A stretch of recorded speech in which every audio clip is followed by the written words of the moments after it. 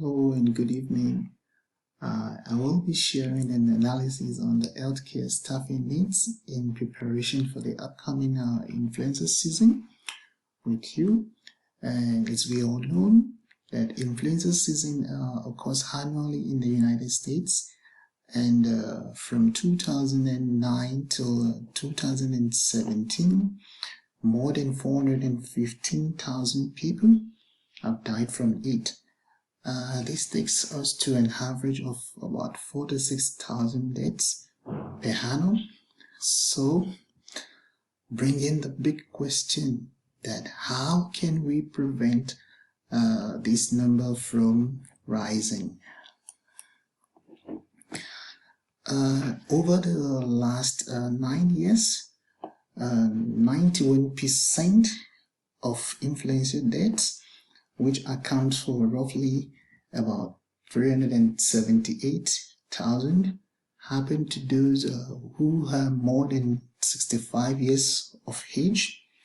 This age group is considered the vulnerable population, where patients in this age group tends to develop flu complications that will require additional care and medical attention.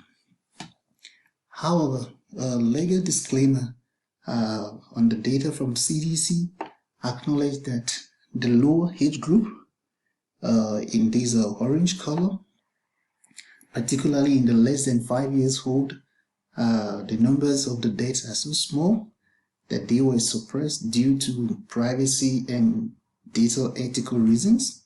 As such, the numbers we see here might not actually be the reality.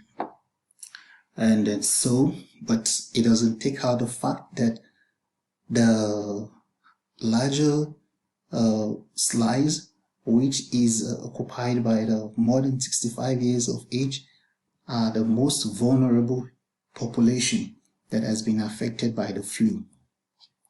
So, now comes the question, how do we safeguard the vulnerable population, and how do we distribute our resources to prioritize the welfare and prevent overworking of the medical staff in this critical period? This is a concern for us that will be analyzed in the next slide of this session. So, hopefully by the end of this presentation, some of these questions will have been answered, and then we will have gained some valuable insights into the staffing plan. In this new slide, we can see that the first question we want to address is where are the deaths occurring? Where are the mortality actually occurring? And I would like to draw your attention to the map on the left. When you look at it critically, in this part, the map is showing the population of more than 65 years in the blue, and then the numbers of death and the orange circles. The larger and the darker circles, the higher the numbers of death. These data is for 2017. However, you can filter it to any year you like, but I would like to keep it in 2017 because all the data are pretty consistent throughout the years. So for the 2017, we can see that the states of California, New York, Texas, and Florida, they have the highest numbers of deaths, and this correlates with the population in the same age group. So the more the people we have in this age group, the more deaths we find it. This is a clear insight that there is a positive correlation between the elderly population and flu-related deaths, as shown in this map. So to understand the influenza severity across the states, this analysis has decided to also measure the mortality rate as shown on the map on the right side. For these, I would also like to take it to 2017.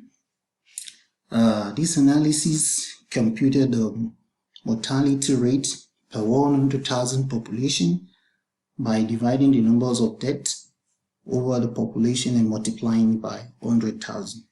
So looking at the map, we can see that states with the highest death rate are in Hawaii, California, Mississippi, Tennessee, and New York, and Alabama, and I think around here, yes, Arkansas. Yes, these are the states that are being recorded to have the highest mortality rate. And if you look at the map very carefully, most of these high mortality rate states are located along the south to the northeast region, with the exception of Hawaii, that is somehow isolated. So going forward in the presentation, I go to the next slide that talks about the seasonality of the flu. In this slide, we can see that there is a general pattern when you look at all the states. Now we can see that there is a general pattern when the flu is worse. From the month of November, there is a rise in the number of deaths, and then up to the month of March, it is still very high, and after March, it tends to fall. So it shows that this is an exceptional prominent time that the flu is actually at the worst situation from the month of November to March, which happens in exceptional states like California, New York City, Pennsylvania. These are the states that have the highest number of the elderly population, as earlier mentioned from previous slides. And if we take a look at states like Hawaii, if I decide to single it out, you notice that this state has a different pattern to the general flu season, because there exists some peaks in between the middle of the year, which does not align with the general flu pattern as shown earlier. The same thing, I think, is occurring with the states like Missouri, and yes, Missouri also has some peaks in between the middle of the year, and the same thing is supposed to be for the state of Arkansas. Yes, for the state of Arkansas, we have some peaks between the middle of the year that shows that there are some activities going on. These, I think, should be monitored when prioritizing mobilization of medical staffs, so that it doesn't only consider the months of November to March, but also put these rare states into consideration that have their peaks moment in between the year. Coming to the last slide, which is talking about the findings, the recommendations, and the next steps to be taken. We can see that this is a wordy slide, but I will be so fast to reiterate the key findings. Firstly, the states with the largest population of the more than 65 years old age have the largest number of influenza deaths. These were seen in states like California, New York, and Texas. And the age group of 65 years and above have been identified as the most vulnerable age group for the flu season. And the states with the highest mortality rates are as well Hawaii, Mississippi, New York, and Tennessee, as earlier discussed. All the states are affected by the influenza season from the months of November to March, with exceptions of few states like Hawaii, Arkansas, and other ones that has peaks in between the middle of the year. As the next steps for the analysis to develop a staffing plan and how many staff are needed across each state. Firstly, we need to obtain the information on the state requirements for medical staffing to patient ratio.